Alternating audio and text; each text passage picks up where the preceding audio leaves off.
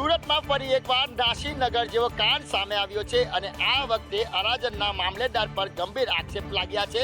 સુરતમાં અત્યારે એક તરફ નાસીનગરના ડિમોલેશનનો વિવાદ ગરમાયેલો છે, ત્યાં જ હવે કલેક્ટર કચેરીના અરાજન મામલેદારની કામગીરી સામે ગંભીર સવાલો ઊભા થયા છે। સુરત શહેરના પાલ વિસ્તારમાં એક જમીન મામલે તંત્ર દ્વારા કરવામાં આવેલી કાર્યવાહી હવે વિવાદોના વંટોળમાં ફસાય છે। આરોપ એવો છે કે ટીપી સ્કીમ હજુ પ્રિલિમિનરી લેવલ પર હોવા છતાં પણ અરાજન મામલેદારે જમીનનો કબજો ખાલી કરવા માટે નોટિસ ફટકારી દીધી છે। નિયમ મુજબ ટીપી સ્કીમ ફાઇનલ થાય તે પહેલા જ જમીનનો કબજો લેવાનો સત્તા મહાનગરપાલિકા પાસે હોતો હોય છે, છતાં મામલતદારે નોટિસ આપીને નિયમોનું ઉલ્લંઘન કર્યું હોવાનું સામે આવ્યું છે। ત્યારે અહીં સવાલ એ ઊભા થાય છે કે શા માટે નોટિસ મોકલ્યા બાદ ફરીથી શરત ભંગની નોટિસ મોકલી છે, જેને લઈને અનેક સવાલો ઉઠી રહ્યા છે। હાઈકોર્ટના આદેશ બાદ નાસીનગર મુદ્દે સુરતનું મહાનગરપાલિકા જાગ્યું છે અને રહીશોને હવે વૈકલ્પિક જગ્યા ફાળવી છે। નાસીનગર વિસ્તારમાં દબાણ હટાવવાની કામગીરીને લઈને હાઈકોર્ટના કડક આદેશો બાદ સુરત મહાનગરપાલિકાનું તંત્ર એક્શન મોડમાં આવી ગયું છે। એક તરફ તંત્ર દ્વારા આ વિસ્તારને ખાલી કરવા માટે કયાવત શરૂ કરવામાં આવી છે, તો બીજી તરફ અસરગ્રસ્ત પરિવારોમાં ભારે રોષ અને અસમંજસનો માહોલ જોવા મળી રહ્યો છે। તંત્રએ બરીમટા કોમ્યુનિટી હોલ ખાતે આ પરિવાર માટે વૈકલ્પિક આશ્રયની વ્યવસ્થા કરી હોવાનો દાવો કર્યો છે, પરંતુ સ્થાનિકો આ વ્યવસ્થાથી સંતુષ્ટ નથી। સ્થાનિકોની માંગ છે કે તેમને કામ ચલાવ આશ્રય નહીં પરંતુ ઘરના બદલે ઘર મળવું જોઈએ। ત્યારે ત્યાં રહેલા કેટલાક રહીશોએ ફરીથી આક્ષેપ કર્યો છે કે બિલ્ડર દ્વારા તેમને ત્યાંથી હટાવવા માટે આ નવો પેટ્રો કરવામાં આવ્યો છે। રાજકોટના જંગલેશ્વરમાં ડિમોલેશનના ખર્ચને લઈને વધુ એક ખુલાસો થયો છે। વિડીયોગ્રાફી અને ડ્રોન કેમેરાનું 22 લાખનું બિલ સામે આવ્યું છે। ડિમોલેશનના ખર્ચને લઈને એક પછી એક ખુલાસા થઈ તંત્રમાં ખળભળાટ મચી ગયો છે। 8 દિવસના ડિમોલેશનની અંદર લાખો રૂપિયાનું આંધણ કરાયું હતું। પ્રથમ તબક્કાની જો વાત કરી દઈએ તો 47 લાખ રૂપિયા જેટલો ખર્ચ થયાની વિગતો સામે આવી છે, જેમાં માત્ર 27 લાખ રૂપિયાનો ખર્ચ ખાણીપીણી માટે જ કરવામાં આવ્યો હતો, તો પીવા માટેના પાણીની બોટલનું બિલ જ 12 લાખ રૂપિયાને પાર પહોંચ્યું છે। મંડપ સર્વિસ માટે 6.5 લાખ રૂપિયાનો ખર્ચ થયો છે। એટલું જ નહીં પરંતુ વિડીયોગ્રાફીનું બિલ છે એ પણ 22 લાખને પાર પહોંચ્યું છે। આ સમગ્ર મામલે કૌભાંડ થયાની આશંકા વ્યક્ત કરવામાં આવી રહી છે। ડિમોલેશનનું પ્રથમ તબક્કાનું બિલ 70 લાખ રૂપિયાને પાર પહોંચ્યું છે, ત્યારે અન્ય ખર્ચાઓના બિલ સામે આવશે ત્યારે મોટો ધડાકો થવાની શક્યતાઓ જોવાઈ રહી છે। દેશભરમાં ચકચારી એવા વર્ષ 2008માં સિરિયલ બ્લાસ્ટ કેસમાં 38 આરોપીઓની સજા મુદ્દે ગુજરાત હાઈકોર્ટ આગામી દિવસમાં નિર્ણય લેશે। વર્ષ 2008માં અમદાવાદ શહેરને હચમચાવી દેનારા સિરિયલ બ્લાસ્ટ કેસમાં હવે કાનૂની લડતમાં અંતિમ તબક્કામાં પહોંચી છે। 38 આરોપીઓને ફટકારેલી ફાંસીની સજાની કન્ફર્મેશન સહિતની તમામ દલીલો ગુજરાત હાઈકોર્ટમાં પૂર્ણ થઈ છે। 11 દોષિતોને જન્મટીપની સજા, જ્યારે અન્ય મુદ્દાઓ ઉપર પણ સુનાવણી પૂર્ણ થઈ છે। હવે સમગ્ર દેશની નજર હાઈકોર્ટના ચુકાદા પર ટકેલી છે। 1163 સાક્ષીઓની જુબાની, લાખો પાનાના દસ્તાવેજો અને 1.5 વર્ષથી વધુ સમયની રોજબરોજ ચાલેલી હાઈકોર્ટમાં સુનાવણી અને હવે આવતા મહિને કોર્ટ ચુકાદો આપે તેવી સંભાવનાઓ જોવા મળી રહી છે। મહત્વનું છે કે 26 જુલાઈ 2008માં અમદાવાદના 20થી પણ વધુ સ્થળો ઉપર બ્લાસ્ટ થયા હતા અને જેમાં 56 લોકોના મોત થયા હતા, જેમાં 200થી વધુ ઘાયલ થયા હતા। જ્યારે વર્ષ 2022માં સ્પેશિયલ કોર્ટે 38 આરોપીઓને ફાંસીની અને 11 દોષિતોને આજીવન કેદની સજા ફટકારી હતી। 38 આરોપીઓને ફાંસીની સજા સાથે જ 11 આરોપીઓને જન્મટીપની સજા ફટકારવામાં તો આવી છે, પરંતુ હાઈકોર્ટનો નિર્ણય શું હશે તેના ઉપર સૌ કોઈની નજર છે। કોર્ટની વધુ 30 સોસાયટીઓનો સમાવેશ અસાન ધારા હેઠળ કરવામાં આવ્યો છે। લોકોએ સરકારના નિર્ણયને આવકાર્યો છે। રાજકોટના ભક્તિનગર અને કોઠારિયા વિસ્તારની અંદર આવેલી 30 સોસાયટીઓને 5 વર્ષ માટે અસાન ધારા હેઠળ લાવવામાં આવી છે। ઉલ્લેખનીય છે કે આ અંગે સ્થાનિકોએ માગણી કરી હતી અને સ્થાનિક ધારાસભ્ય ઉદય કાનગડને રજૂઆત કરી હતી। ઉદય કાનગડ દ્વારા કલેક્ટર તંત્ર અને સરકારની અંદર આ મામલે રજૂઆત કરવામાં આવતા રાજકોટના ભક્તિનગર અને કોઠારિયા વિસ્તારમાં આવતી કેદાર પાર્ક, મેઘાણીનગર, મેહુલનગર, મારુતિનગર, વિવેકાનંદ નગર, દેવપુરા સહિતની 30 સોસાયટીઓમાં અસાન ધારો લાગુ કરવામાં આવ્યો છે। લોકોએ આ વાતને આવકારીને આજે મોં મીઠા કરીને સરકારનો આભાર માન્યો હતો। અસાન ધારાને લઈને લોકોની માંગ પૂરી થતા આજે લોકોએ તેની ઉજવણી કરી હતી। લોકોએ મોં મીઠા કરાવીને સરકારનો આભાર માન્યો હતો। કેન્દ્રીય ગૃહમંત્રી અમિત શાહના હસ્તે ગુજરાતમાં ભારત ટેક્સીની શરૂઆત કરવામાં આવી છે। આ ટેક્સીને કારણે 0% કમિશન રહેશે, અને 100% કમાણી થશે તેમ શાહે પોતાના વક્તવ્યમાં કહ્યું છે. કેન્દ્રીય ગૃહમંત્રી અમિત શાહના હસ્તે ગાંધીનગરમાં ભારત ટેક્સી પહેલનું ભવ્ય લોન્ચિંગ કરવામાં આવ્યું. કાર્યક્રમમાં પીએમ ફેમિલી કેર ટ્રેકરનું પણ ઉદ્ઘાટન કરવામાં આવ્યું. કાર્યક્રમ દરમિયાન મુખ્યમંત્રી, ડેપ્યુટી સીએમ તેમજ વિવિધ વિભાગના અધિકારીઓ અને પ્રતિનિધિઓ ઉપસ્થિત રહ્યા. આ પ્રસંગે ભારત ટેક્સી સીઈઓ દ્વારા ગુજરાતની અનેક સંસ્થાઓ સાથે એમઓયુ કરવામાં આવ્યા. રાજ્યના 14 શહેરોમાં ભારત ટેક્સીનો પ્રારંભ કરવામાં આવ્યો છે. અમિત શાહે પોતાના વક્તવ્યમાં કહ્યું કે વર્તમાન સમયમાં ટેક્સીની જરૂરિયાત વધી છે. गुजरात के वाहन व्यवस्था में, मोबिलिटी में, रिक्शा गुजरात की मोबिलिटी का प्राण है. अब रिक्शा भी टैक्सी में कर दो. वो सारथी को ड्राइवर मानते हैं, हम ड्राइवर को सारथी मानते हैं. ये दोनों सेवाओं के बीच का अंतर है. રાજ્યમાં આજથી 14 શહેરોમાં ભારત ટેક્સીની શરૂઆત થઈ છે. આ સાથે જ વિવિધ સંસ્થાઓ સાથે પણ ભારત ટેક્સી દ્વારા એમઓયુ કરવામાં આવ્યા છે. રાજ્યમાં સાયક્લોનિક સર્ક્યુલેશન સક્રિય થતા હવામાન વિભાગે વરસાદની આગાહી કરી છે. આગામી 2 અને 3 જુલાઈએ રાજ્યમાં સાર્વત્રિક વરસાદની આગાહી વ્યક્ત કરાઈ છે.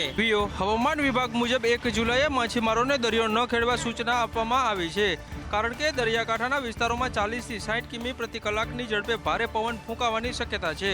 સુરત, ડાંગ, તાપી, વલસાડ, નવસારી, દમણ અને દાદરાનગર હવેલીમાં વરસાદની આગાહી છે. આજે કચ્છ, બનાસકાંઠા, સાબરકાંઠા, દાહોદ, છોટા ઉદેપુર સહિતના વિસ્તારમાં પણ મેઘરાજાની મહેર રહે તેવી શક્યતા જોવામાં આવી રહી છે. રાજ્યમાં ટર્બલાઇન પસાર થતી હોવાના કારણે અનેક વિસ્તારમાં વરસાદી માહોલ યથાવત રહેવાની પણ શક્યતા હવામાન વિભાગ દ્વારા વ્યક્ત કરવામાં આવી છે. અમદાવાદના રાણીપમાં લોક દરબારનું આયોજન કરવામાં આવ્યું. કેન્દ્રીય ગૃહમંત્રી અમિત શાહ તેમાં હાજર રહેશે. લોક દરબારમાં તેઓ ઉપસ્થિત રહેશે. વિવિધ સોસાયટીના ચેરમેન અને સેક્રેટરી સાથે તેઓ સંવાદ યોજશે. નાગરિકોના પ્રશ્નો અને રજૂઆતો સાંભળવામાં આવશે. એએમસી દ્વારા આ લોક દરબારનું આયોજન કરવામાં આવ્યું છે. સ્થાનિક વિકાસ કાર્યો અને જાહેર સુવિધાઓ અંગે ચર્ચા કરવામાં આવશે. સારા પ્લે ગ્રુપની અંદર રમવા જાય છે. પ્લે ગ્રુપને એના શું કહેતા પછી ગેમ ઝોનમાં રમવા. અને હું એમની જોડે બેઠો છું, વાત કરી છે. એના મોઢા પર જે સંતોષ, આનંદ, અને અમારા કાર્યકર્તાઓ નિરંતર આ કામ કરે. હમણાં રમકડા બેંકની કલ્પના તો મૂકીને ગયો તો હું જતો રહું દિલ્હી. કરવું તો બધા પાછળ અમારા કાર્યકર્તાઓ પડે, પણ સુંદર રીતે. સુરતમાં સુમુલ ડેરી ચૂંટણીને લઈને રાજકીય ગરમાવો જોવા મળી રહ્યો છે. 12,000 કરોડ ટર્નઓવર ધરાવતી ડેરીની ચૂંટણી ચર્ચામાં જોવા મળી રહી છે. કોંગ્રેસ સમર્થિત ઉમેદવારોને સ્થળાંતર કરવામાં આવ્યા. સુરત સર્કિટ હાઉસ ખાતે ઉમેદવારો સાથે બેઠક યોજાઈ હતી. બેઠક બાદ 11 ઉમેદવારોને અજ્ઞાત સ્થળે ખસેડાયા. 29 જૂનથી 4 જુલાઈ ફોર્મ પરત ખેંચવાનો સમય છે. ઉમેદવારોને ભાજપ દ્વારા ફોર્મ પરત ખેંચવા દબાણનો ડર છે. ચાર્ટર્ડ પ્લેન મારફતે ઉમેદવારોને ગુજરાત બહાર લઈ જવાયા છે.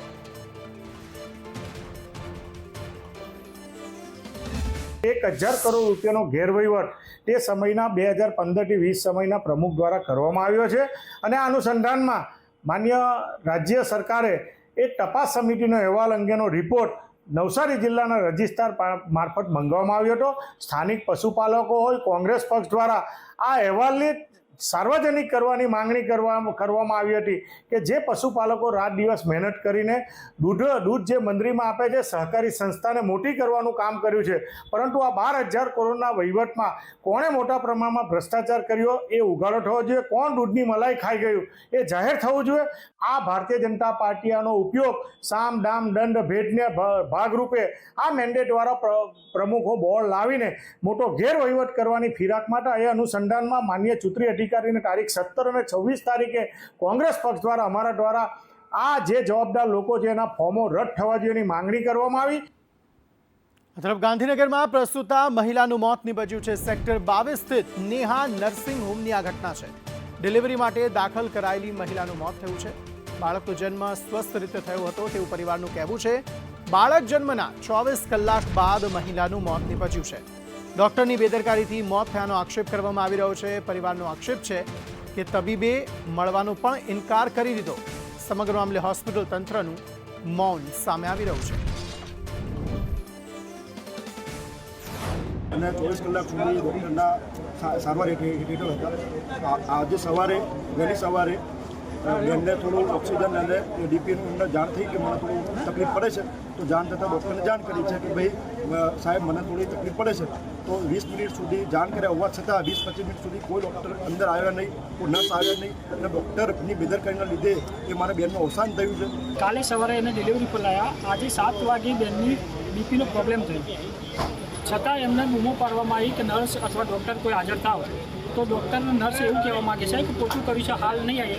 20 મિનિટ પછી 20-25 મિનિટ તો પછી કોઈ આવ્યું નહીં. બેનની ડેથ થઈ ગઈ છે. તે છતાં ડૉક્ટરને આ ત્રીજો બનાવ છે. એટલે આ દવાખાનાનો ત્રીજો, આ અઠવાડિયાનો ત્રીજો બનાવ. ડૉક્ટર એવું કહે છે કે મારી જવાબદારી હશે નહીં. તો અમદાવાદની રથયાત્રા પહેલા પોલીસની સુરક્ષા કાર્યવાહી. અમદાવાદ ક્રાઇમ બ્રાન્ચે ડ્રોન સર્વેલન્સ શરૂ કર્યું છે. મંદિર અને તેની આસપાસના વિસ્તારોમાં આ ડ્રોન સર્વેલન્સ જે છે તે શરૂ કરવામાં આવ્યું. મંદિર આસપાસના ધાબા અને બિલ્ડિંગોની આ રીતે તપાસ કરવામાં આવી રહી છે અને આગામી કેટલાક દિવસો સુધી આ જ રીતે તપાસ સમયાંતરે કરવામાં આવશે.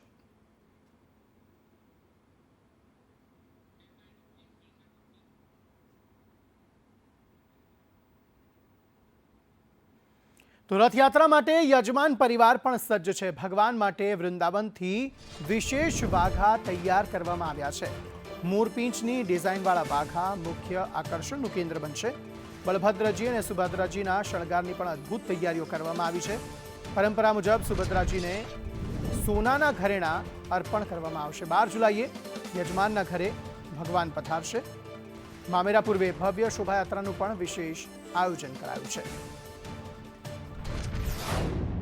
મહાપ્રભુની રથયાત્રા અને એમાં પણ યજમાન બનવાનું પરિવારને સૌભાગ્ય આ વખતે દવે પરિવારને મળ્યું છે અને એ જ પરિવારમાં અનેરો ઉત્સાહ છે તે અત્યારથી જોવા મળ્યો છે અને મામેરાની તૈયારીઓમાં પરિવાર અત્યારે વ્યસ્ત થયું છે. ત્યારે અમદાવાદમાં અને એમાં પણ સરસપુરમાં પહેલા રહેતા હતા તે પરિવાર વર્ષોથી રાહ જોતું હતું કે આ જ મામેરાનું સૌભાગ્ય તેમને ક્યારે મળે અને પરિવાર આપણી સાથે છે. આપણે એમની સાથે જ વાત કરીએ. દર વખતનું સૌભાગ્ય અને આ વખતે જ્યારે યજમાન પરિવારને આ સૌભાગ્ય મળ્યું છે ત્યારે કેટલી ખુશી છે અને કેવી તૈયારીઓ કરવામાં આવી છે. એક સૌભાગ્યની વાત છે, ઘરમાં ગૃહ પ્રવેશની વાત છે, ત્યારે કઈ રીતની તૈયારીઓ પરિવારમાંથી જોવા મળી? એ ઘરમાં હજી ગૃહ પ્રવેશ લાઈક જે આપણે વાસ્તુશાસ્ત્ર જેવું કરીએ છીએ એ નથી કર્યું અને ડાયરેક્ટ જ અમારા ભગવાન અમારું મામેરું ત્યાં આખો દિવસ અને આખી રાત રહેવાનું છે. એના વતી અમે બહુ બધા હર્ષ ઉલ્લાસમાં છીએ. અત્યારથી કેવી તૈયારીઓ? તૈયારીઓ બહુ જ જોરશોરથી ચાલે છે અને અમારા ત્યાં કૃષ્ણ ભગવાનની પૂજા વર્ષોથી થાય છે. અમારા બધાના ત્યાં બાલગોપાલ છે અને હું નાનપણથી બાલગોપાલની પૂજા કરતી હતી. સો આઈ થિંક એ સામેથી જ આવ્યા છે. એનાથી વધારે ખુશીની વાત હોઈ જ ના શકે. જય જગન્નાથ, જય રણછોડજી, જય શ્રી કૃષ્ણ.